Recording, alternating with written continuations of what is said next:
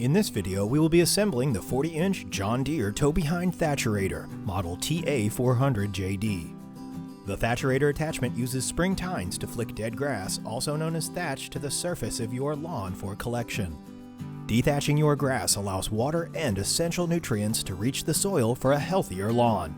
Tools required for assembly: 2 15/16" wrenches or adjustable wrenches, 1 1/2" wrench, 1 1/2" extended socket wrench, and 2 9/16" wrench and sockets. Step 1. Assembling the tow bars. First, align the tow bars in a wishbone shape as shown. Then, assemble the 2 clevis straps to the front of the tow bars by passing 2 5/16" by 2 1/4" carriage bolts through both pieces and adding 2 lock nuts to the ends of the bolts. Hand tightening only for now. Then, slide the clevis assembly over the ends of the tow bars with the 2 bolts between them. Install the hitch pin through the clevis and fasten with the spring locking pin. Then pass the 5/16" by 1 1/2" hex bolt through the holes in both tow bars, making sure the cross bolt passes between the 2 clevis bolts, and place the chain hook around the bolt. Add a 5/16" flat washer to the end of the bolt and secure in place with a lock nut using a 1/2" socket wrench. Make sure the tow bars and clevis are oriented correctly, making sure the front carriage bolt is within a 1/4 inch from the end of the tow bars, so that the clevis pin will clear the hitch. Then tighten the clevis and also tighten the nylon lock nut on the cross bolt using 2 1/2" wrench and sockets. Step 2A. Adding the tow bar brackets to the tray. First, orient the tray so that it is standing on the tines. You will need to use a block or stand to support the tray so that the tray does not tip forward.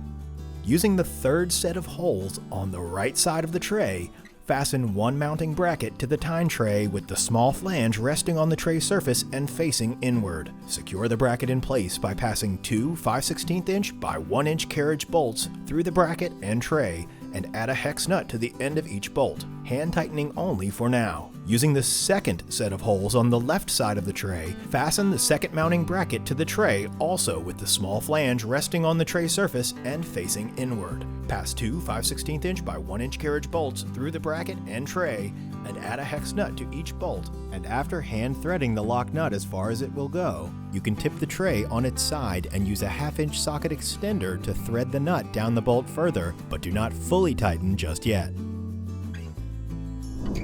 Step 2B. Attaching the tow bars to the tray. You may want to use a block or stand to support the clevis side of the tow bars while attaching the tow bars to the frame. Line up the 2 inside holes of the tow bars with the slotted holes in the tray brackets. Attach the tow bar assembly to the inside surfaces of the mounting brackets using 2 5/16" by 1 inch carriage bolts on the left side and only 1 bolt on the right side in the holes closest to the clevis, and add a lock nut to all 3 bolts, hand tightening only for now. Step 2C. Adding the lift lock plate. Align the bottom middle hole in the lift lock plate with the empty holes in the right tow bar and mounting bracket.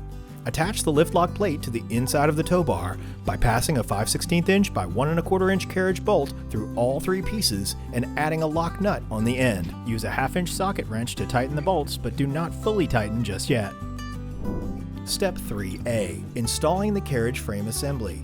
Attach the carriage frame assembly to both rear holes in the tow bars and the lift lock plate, making sure the side of the top bar with the 2 square carriage holes is next to the lift lock plate.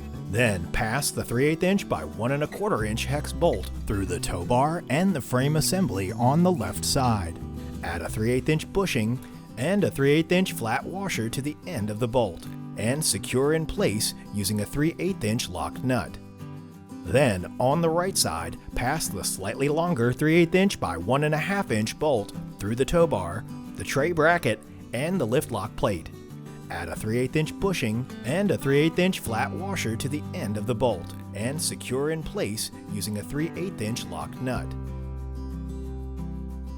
Tighten this bolt so the carriage frame bar is secure but also free to pivot.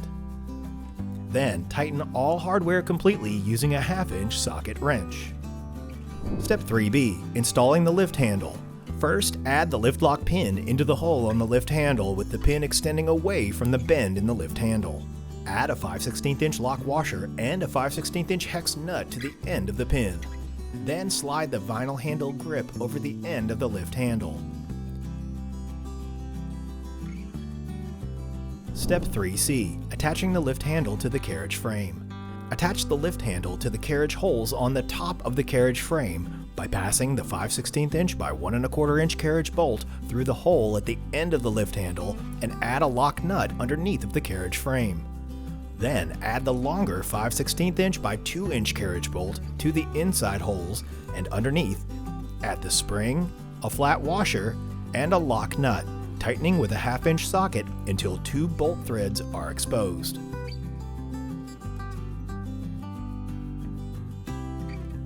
Step 4A. Installing the wheels. To determine which hole the wheels should be installed in, measure the height from the ground to the hitch. If the hitch is 9 inches or below, install the wheels in the lower hole. If the hitch is 9 inches or taller, install the wheels in the middle hole.